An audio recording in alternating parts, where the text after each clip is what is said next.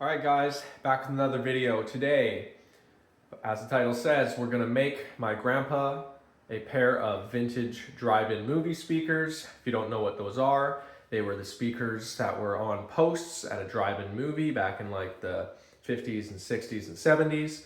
And you'd pull up and put one in your car window, and then you tune in on the FM, and that's how you'd get the audio for the movie. I've done a pair for myself. Right here. So as I said, they'd come off. You pop them in your window, and that's how you'd listen to the movie. So I've wired these up to run on a modern stereo amplifier and built a custom bass and everything. And my grandpa wanted a pair. So my grandpa actually had all these drive-in speakers. He bought at a swap meet, I think it was like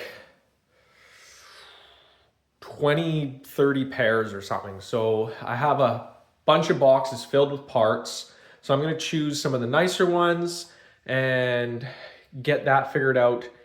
And then figure out a nice color. My grandpa really likes GTOs, so we're going to paint it in a GTO color or something that is very similar to a GTO color. All right, so here's what we're starting off with. We got a box of old drive-in movie speakers that my grandpa got at a swap meet back in the 90s. I have about 3 boxes of parts, so I'm going to source 2 nice radios, a junction box, and then I have to build a post. Alright guys, just in the paint booth, laid down first base coat on the drive-in speakers that I am making for my grandpa. Started off with a Krylon Blue Ocean Breeze. This is going to be a multi-stage paint job though, because this isn't metallic enough and it's not green enough, so I have to go over it with a Duplicolor paint called Bright Calypso. It's a Ford color, and the combination of these 2 colors end up looking like Pontiac's 1965 and 1966 color. All right, and there's our color. It just hits the light amazing. Definitely has sort of a turquoise look, and then depending on the way the light hits it, can be a bit green. Very interesting. The lighting on the camera is definitely a lot different than the color in person, but I'm trying to capture it as best I can. Regardless, really cool color. I think my grandpa's gonna love it. All right guys, just at the shop, working on my grandpa's drive-in speakers. I'm gonna show you what I use for the bass. It's kind of unconventional, but it works amazing. So I got some of these. My grandpa had these in his warehouse actually. So I'm using these as the post, but for the bass, frying pan. I know, kind of weird, but hear me out here. You take the handle off. I purposely buy ones with screws instead of rivets. They're a lot easier to take off. Same as here, just a screw.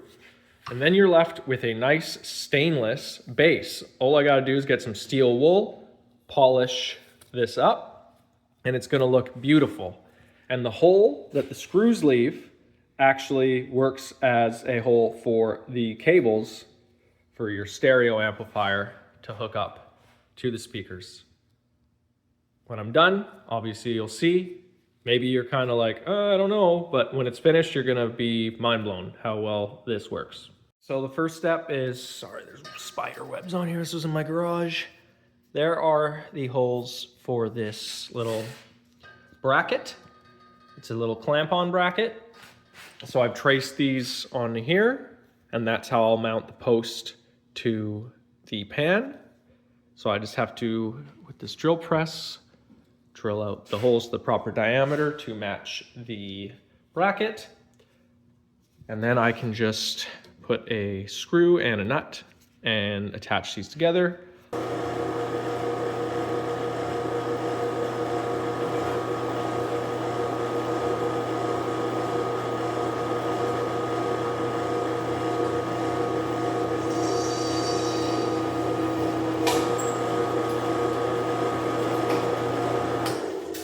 And just like that, our mounting holes are screwed and ready. So I'm going to remove the handles and polish this up. All right, and to bring this pan back to life, I just wet sand I started with 220, then went to 400, then to 1000 grit. We got it to this stage, looking much better. Now I just have to polish it. All right guys, it's the next day. I'm back at the house in my shop, and I've made a little bit of progress on the drive-in speakers.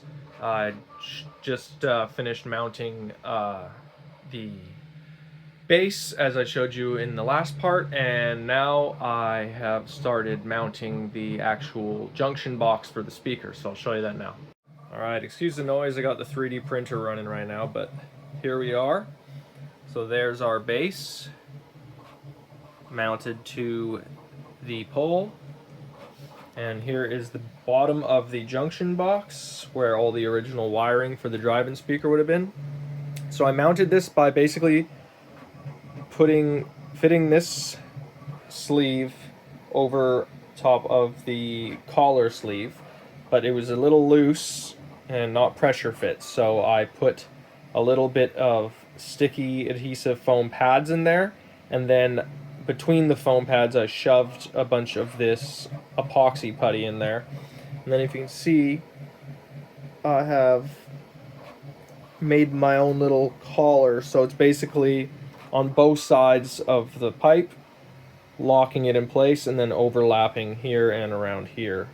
So it'll be, once this hardens up, which will be about maybe an hour, it will be locked into place. And it really doesn't matter how ugly that putty is. I could paint it and blend it in, but you'll never see it because this will be on top of the junction box. And then once I put the speakers together, you'll see they balance right there on either side. So it's coming along. I just gotta start doing some wiring and fitment stuff. Alright, so let these dry for 2 days. Just a beautiful color. I'm loving it. I think my grandpa's gonna love it too. So here are the new speakers, and you can see what was in there before. They probably still work, but they probably do not sound good. So we're gonna get these mounted in here. There's no actual mounting screws. Some of them are different. I've had drive-in speakers that do have the mount screws and you actually bolt the speaker to it. These ones are pressure fit. So to make them fit, what I've actually done is put this little felt pad on the back. So now it fits perfectly snug once you put the back plate on. So I'm going to get arranging all the parts in here and getting things figured out. Okay, so here is the volume potentiometer, which I'm actually not going to have hooked up. It's actually just going to go in for show, because this is going to be wired to a modern amplifier, so all the volume is going to be controlled on the amplifier, probably remotely with a remote. So having this is just redundant, plus it just adds one thing that can go wrong. These are very old. This potentiometer probably needs a lot of cleaning if it is still good, so it's just going to get bolted on for show. And for the knob we're going to put on, there's a lot of knobs like these and that would look okay, but contrasting on that blue, I think these old school white knobs are going to look fantastic. So we're going to get this mocked up here. Alright, as you can see, the white knobs look really cool on this blue. Alright, so I just epoxied the speaker terminals onto the inside. This one actually pressure fit really nice up against the metal, but I still backed it with a little bit. And then this one I just put in place here. Once that hardens up, it should be in place. Then I can have the wires hook up from the speaker, solder to the back, and then can have wires coming out from the unit itself to the amplifier. So I'm either going to run the cables from there down and out this way, or through the back, through the holes here. They'll be a little bit more visible. So I'm thinking of going down through there and making it a little cleaner. Alright guys, so I got everything mocked up. I've got my cable stripped, attached to the speaker here. Just getting my soldering iron warmed up, and I'm going to get these guys soldered. Then I can actually put the speakers together, and once I do that, I can start moving over towards the main terminal part and get all that arranged.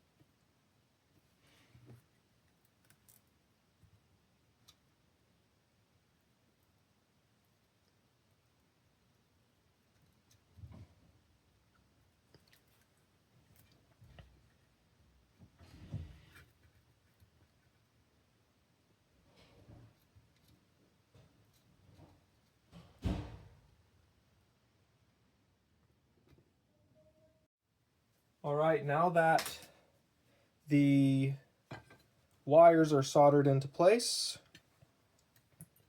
I can bolt the back half of the enclosure. There we are. A little bit of a snug fit because I've pressure fit the speaker with this pad, so I gotta kind of push it into here. It's a bit tight, but that's kind of how I want it, because as I said, the speaker's not actually screwed into the case. It's held in with the pressure. Luckily, I found these screws that fit the stock threading, because the screws that were originally built with these old drive-in movie speakers were a special security screw, so it prevented people from stealing them from the drive-in movie theater. But they have a very weird head, and you can't really get them off or put them back on. It's a bit of a nightmare. You have to grind a slot and use a flathead. Anyway, there it is, put together. I'll repeat the process on the next one, and then get on to working on the terminal and the post part of everything. I've soldered and put the speakers together. I've ran the wire up through the bottom of the terminal housing, and then soldered the positive and negative lead to the speaker terminal that I epoxied in place the other day. So now I just have to repeat that process on this unit, and then run speaker cable, thinking through that hole for a left and right channel input on here that can go to the amplifier. And then I should be able to put this back together, and we might be done, as long as it works. And the wiring is done. So I'm going to put the top of the terminal box on, and then we get to put it all together and test it out. All right, guys, and as you can see, they're put together and they are running. I just have them on the radio, on talk radio right now, because I don't want to get any copyright issues by playing music.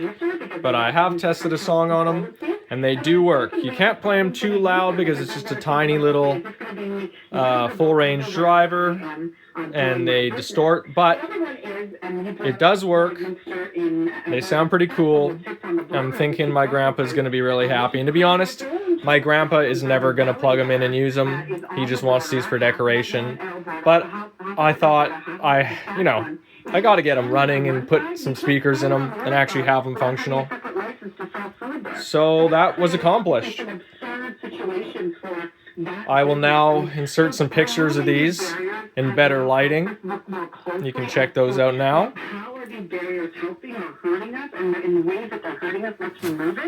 Yeah, I'm really excited. I love the way they turned out. Hopefully my grandpa likes them just as much as me.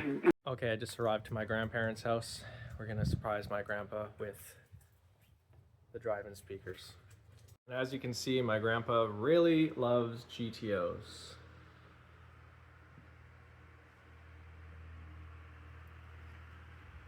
And that is why I painted the speakers in a GTO color. He's got lots of models.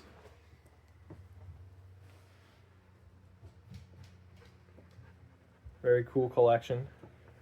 I believe that's the color I did the speakers in right there. And there's one of my grandpa's personal GTOs.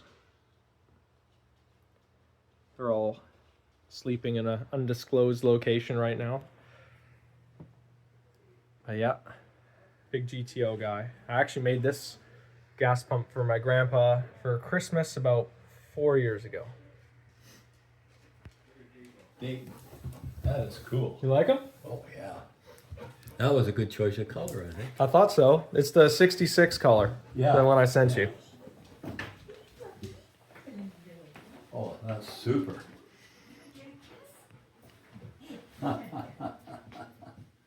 Oh, it looks nice. Isn't that nice, huh? Beautiful. Do You like them, Nan? Yeah, very nice.